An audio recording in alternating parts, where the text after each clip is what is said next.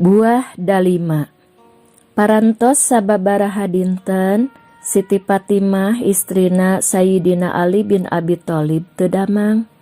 Katingal anjeunna nuju ngagoler di pangkuleman, salirana orot, pameunteuna pucet, taya kakiatan kanggo barang damel. Lalungse bangun teu aya tangan pakawasa. Atuda teu bade kitu kumaha, margi teu miraos barang tuang. Ningal kaayaan kitu, Sayyidina Ali ngaraos melang, sieun kumaonam, hariwang kateterasan, saha anu bade ngurus murangkalih oge ngatur rumah tangga ari anu janten istri nombro mah. Sok atuh geura tuang sareng ulah hilap obatna dileueut, ameh tereh sehat deui saur anjeunna. Atuda kumaha asa teu mirasa ieu letah asa pararait, saur Siti Fatimah bangun anu teu purun. Ih, ulah sok ngagugu ka hoream, kedah dipaksakeun supaya enggal jag-jag deui karunya tuh ka barudak. Muhun, tapi kedah kumaha atuh, sora Siti Fatimah halon.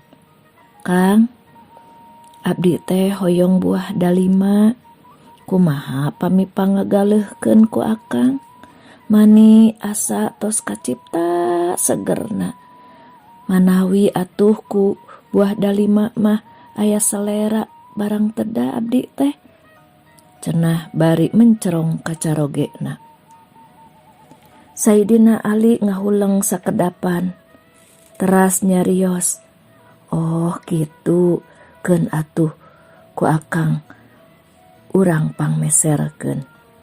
Teras anjeunna angkat ka pasar milari anu ngical dalima, saat tos mendakan enggal ngagaleuh sasiki, nganggo artos kenging nambut tinu sanes. Tos kitu enggal-enggal Sayyidina Ali mulih hoyong geura katuang ku anu nuju teu damang. Pas nuju ngagedig mapah ujug-ujug ka kuping ku anjeunna aya sora jelema keur humarurung aduh-aduhan di sisi jalan. Anjeunna ngaraneg, teras luak liuk milari eta sora. Breh katingali aya hiji pameget nuju ngagoler pikawatireun. Teras dicaketan, bari ditaros. Hei kisanak, kunaon anjeun teh? Aduh kisilah, abdi teh teu kiat lapar, tos 5 dinten teu barang teda.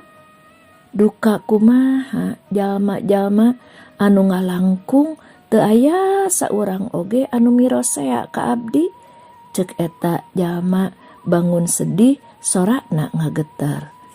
Oh anjeun teh lapar, beu karunya teuing, saur Sayyidina Ali. Muhun, mugi anjeun kersa nulungan, abdi hoyong neda. Mun tiasa mah hoyong buah dalima, kacipta panginten amis segerna. Nguping kitu, Sayyidina Ali ngagebeg. Jadi eta jalma teh menta buah dalima anu keur dicepeng, pesenan bojona anu nuju teu damang. Manah nasabil, bikeun entongnya ieu dalima teh. Tungtungna eta dalima ku anjeunna dipesek. Rasong weh dipasihkeun ka eta jalma anu keur lapar tea. Saparantos kitu mah, teras we anjeunna neraskeun perjalanan bade mulih ka bumina. Bari teu raraos manah, bingung kumaha baris nyariosna kanu janten bojona, bari ngaraos isin sareng karunya. Saleresna nalika Sayyidina Ali masihkeun dalima ka jalma tadi, nya waktos eta pisan Allah ngadamangkeun panyawat Siti Fatimah.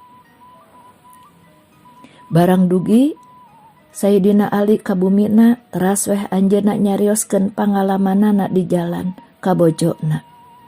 Siti Fatimah nyarios bari imut ngagelenyu. Sawios Kang, tong janten emutan.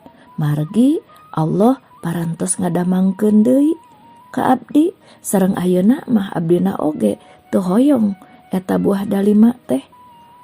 Sayyidina Ali ngarangkul ka bojona ngaraos bunga anu kacida. Teu lami ti harita di luar aya anu ngetrok panto sareng uluk salam. Saparantos diwaler teras wae dibuka.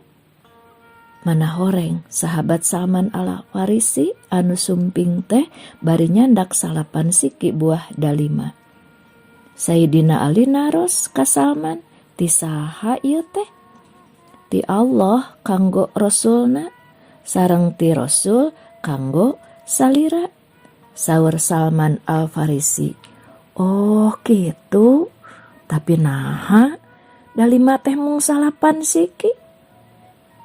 Saur Kangjeng Sayyidina Ali, "Ye, Salman, pami ieu kawitna ti Allah Subhanahu wa taala kanggo abdi pasti kedah 10 saluyu sareng dauhan Allah Subhanahu wa taala, manja abil hasanati falahu asru amsalihha."